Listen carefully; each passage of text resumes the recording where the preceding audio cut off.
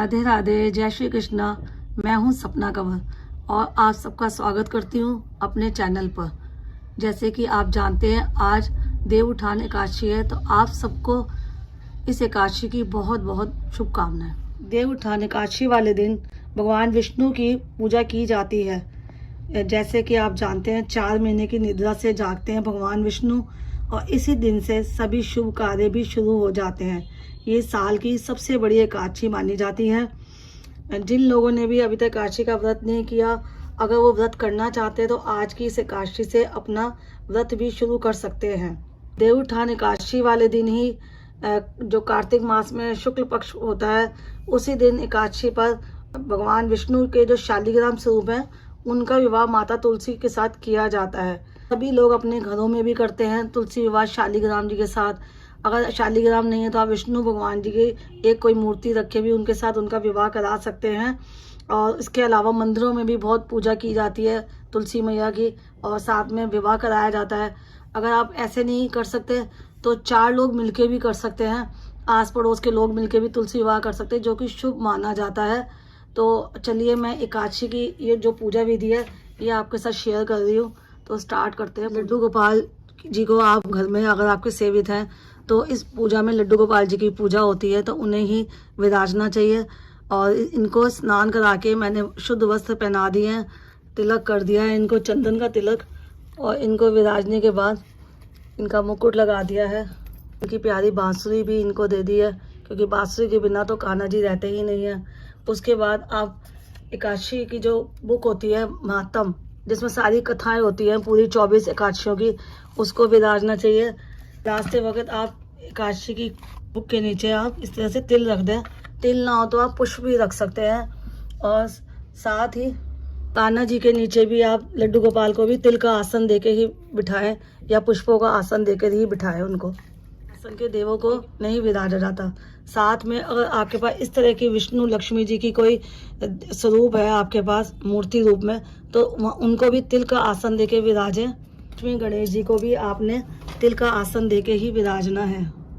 सबके नीचे तिल रख दिए हैं आसन स्वरूप। उसके बाद जल का छिट्टा देकर पुष्प से सबको स्नान कर दिया है, साफ कपड़े से पोंछ दिया है। इस तरह से आप जल का छिट्टा देंगे जिसमें गंगा जल मिला हुआ है। उसके बाद आप इनको वस्त्र रूपी कलावा चढ़ाएंगे। कलावा चढ़ा दिया है, एकादशी माता को भी चढ़ा दिया है और सभी देवी देवताओं को। तो सर्वप्रथम हम गणपति जी को तिलक करेंगे, क्योंकि हर पूजा में गणपति जी की ही सबसे पहले पूजा की जाती है। तो उनको चंदन का मैंने तिलक दिया है। छोटे से हैं गणपति जी, ऊपर तिल चढ़ाए हैं। चावल निषेध होते हैं एकादशी में, तो चावल नहीं चढ़ाने। तो लक्ष्मी को उनका तिलक, विष्णु भगवान जी को तिलक लगाएंगे हम। माता को कुमकुम और या रोली का जो भी है, कार्तिक महात्म्य की जो बुक है आपकी, उस पर भी तिलक करना है चंदन का। रानी को कुमकुम का करना है। बाल गोपाल को तिलक मैंने पहले ही कर दिया था जब उनको तैयार किया है। अब हम इनको पुष्प चढ़ाएंगे, देवताओं को पुष्प अर्पित करेंगे। इसके बाद हमने जैसे कि हमने दीपक पहले ही जलाया, तो दीपक की पूजा सबसे पहले ही कर दी है, क्योंकि दीपक की पूजा सबसे पहले ही की जाती है, जो कि हर पूजा का साक्षी भी होता है। तो उसके बाद धूप बत्ती जगाएंगे हम। ये भी पूजा हो गई है, सबको हमने चढ़ा दिया है कुमकुम, रोली, चंदन जो भी चढ़ाना था। उसके बाद हम भगवान जी को भोग चढ़ाएंगे। तो भोग में मैंने मखाने की खीर बनाई है, अभी पंचमेवे की तरह बनाई है, पंचामृत बनाया है, तो भोग लगाएंगे। उसके बाद ऋतु फल का भोग लगाया जाता है।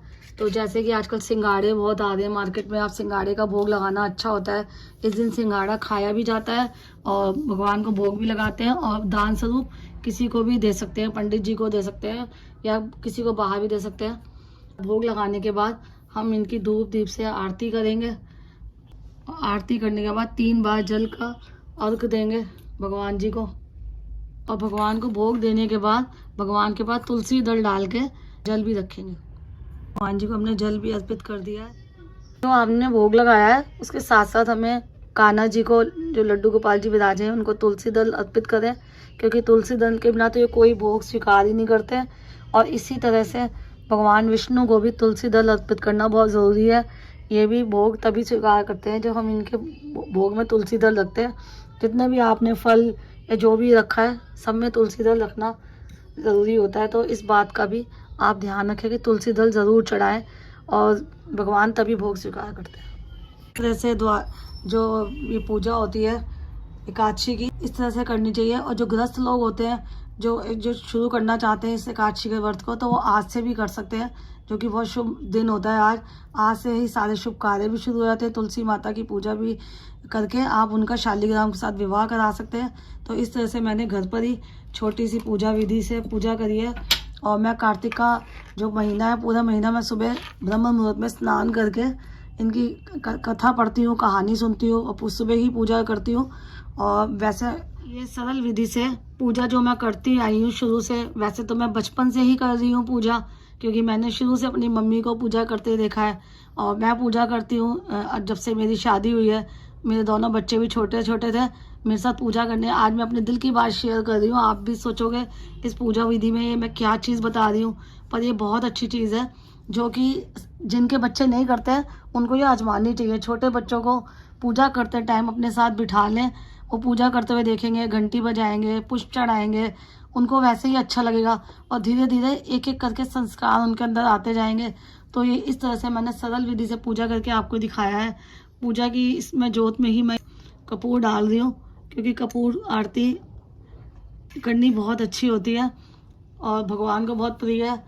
आपको ये पूजा कैसी लगी, विधि कैसे लगी, और देवउठान एकादशी जो है, मैं तो इतना ही कहना चाहूँगी कि आज के दिन अगर अनाज ना खाएं तो ज़्यादा अच्छा होता है, क्योंकि इस दिन चावल और अनाज निषेध होते हैं। पर लेकिन कुछ लोग नहीं रह सकते तो ठीक है, व्रत ना करें, खाना भी खाना चाहे तो खा सकते हैं, लेकिन फलाहार खाएं। वो जैसे फल खा सकते हैं या कुट्टू सिंगाड़े का खा सकते हैं। व्रत ना करें, और व्रत में एक बार खाया जाता है तो आप 2 या 3 बार खा लें, दूध पी लें, क्योंकि एकादशी वाले दिन अन्न ना ग्रहण करना ही अच्छा होता है। बाकी आपको वीडियो कैसी लगी आप बताइएगा ज़रूर। Thank you. राधे राधे। जय श्री कृष्ण।